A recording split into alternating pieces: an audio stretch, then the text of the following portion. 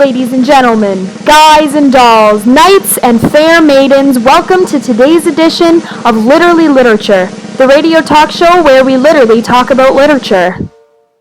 It is January 12th, 2016, a miserable winter's day in downtown Toronto, but much like the heaters cranked in your cars, I, your loving host, Julia Leclerc, am here to warm you up with a comparison on two of the greatest pieces known to man, F. Scott Fitzgerald's The Great Gatsby and William Shakespeare's Macbeth. Though the pieces are several centuries apart, the similarities are a little more modern than one would expect. It begins with the main characters of each work, Gatsby and Macbeth, and the thought that they are the forces that can determine the course of their own life. The well-known go-with-the-flow saying that is generously followed today was not even a thought at the back of their heads. And so, the consequences are some not-so-happy endings to the stories that were meant to be eternally happy for these ambitious protagonists.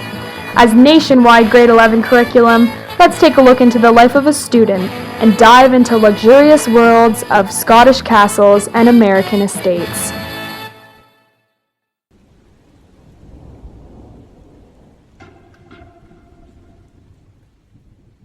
I'm certainly glad to see you again. I'm certainly glad to see you as well. Let's start with my good friend Gatsby. My, how I would have loved to call him my friend. The man's got it all. The looks, the riches, the house, the clothes. Yet he is not fulfilled. Not without his first love before war, Daisy Buchanan. In fact, the love between the two of them was so evident, it could be discovered simply in the way that they looked at each other, as Miss Jordan Baker describes on page 73. The officer looked at Daisy while she was speaking, in a way that every young girl wants to be looked at sometime. And because it seemed so romantic to me, I have remembered the incident ever since. But Gatsby could never be fulfilled until he got her back. Oh, how sweet. But you see, Gatsby had no money, and when he left for war, young Daisy did not want to wait to begin a new, stable life. So she marries Tom Buchanan, the richest man in the land who can fulfill everything she wants. Everything except the true love she had for Jay Gatsby, that is. So here we are 5 years later. The rich, successful Gatsby has built himself into this legend of a man, all in hopes to get Daisy back and gain the approval he never had. He buys a mansion across the Sound from the Buchanan estate. He makes his neighbor, Nick Carraway, invite her over for tea so they could reunite and hopefully feel the love they once felt so deeply. He is willing to completely ruin her marriage and the life of her child to get her back, breaking all ties of the time she had while he was away. This is exactly what I mean when I said that he is the one making his own dreams come true. Ultimately, he is unable to live in the present and let things fall into place. Halfway through the novel, I wanted to reach through the pages and shake him. Sorry, Gatsby, but if you were meant to be with Daisy 5 years after you were, it would have worked out for you. The foolishness he illustrates when he finally begins to win Daisy's heart the second time comes through when he determines her own actions. Page 99 states, he wanted nothing less of Daisy than that she should go to Tom and say, "I never loved you." After she had obliterated 4 years with this sentence, they could decide upon the more practical measures to be taken. Gatsby, Gatsby, Gatsby, this isn't up to you. There he goes again trying to determine the course of his own life, and through Daisy's actions this time as well. Overall, I've got to say, Gatsby had good intentions of living a good life with the one he loved most. However, sometimes we don't get what we want, and there are some things that cannot be controlled. If only he knew this. If only.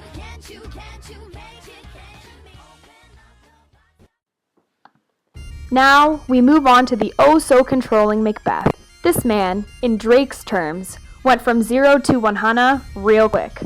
Just one vision of becoming king and a whole new desire was stirred up inside Macbeth, realizing that being named the Thane of Cawdor just wasn't going to cut it for him.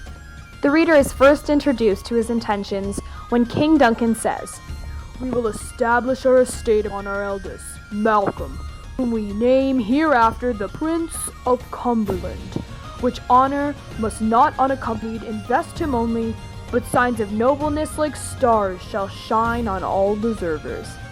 In other words, guess who doesn't get to be king, like he planned and hoped for? Macbeth follows this statement with a famous aside. "The Prince of Cumberland. That is a step on which I must fall down or else overleap, for in my way it lies." Macbeth wants this vision to come true from the second he witnesses it, and Malcolm's father naming him heir to the throne is now a roadblock on the way to success. He must, as he puts it, overleap the situation, which is quite impossible unless he gets rid of it completely. Wait a second, that doesn't mean... Oh yes, readers, it means a murder will be involved. There is no way Macbeth is going to wait for fate to bring him to the throne when he is in a lineup of 2 other people. He says it himself, it's in his way. The way to success, the way to the throne, the way to the title of the King of Scotland, whatever you want to call it. Later in the act, we find Macbeth further contemplating his plan of killing King Duncan. If the assassination could trammel up the consequence and catch with his surcease, success.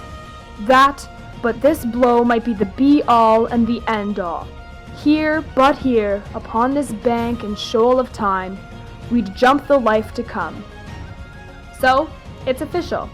Macbeth, with much persuasion from his equally controlling wife, is planning on killing King Duncan in order to jump his ordinary life and reach kingship.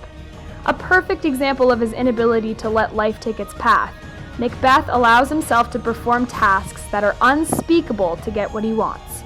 King or not, one would think. He's a thane, he's married, he has a nice castle to suit his rich life. What's not to like? The comparison here is evident.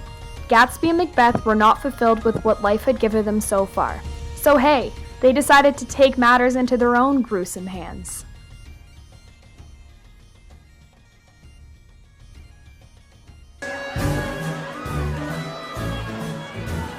And now I spoil the ends.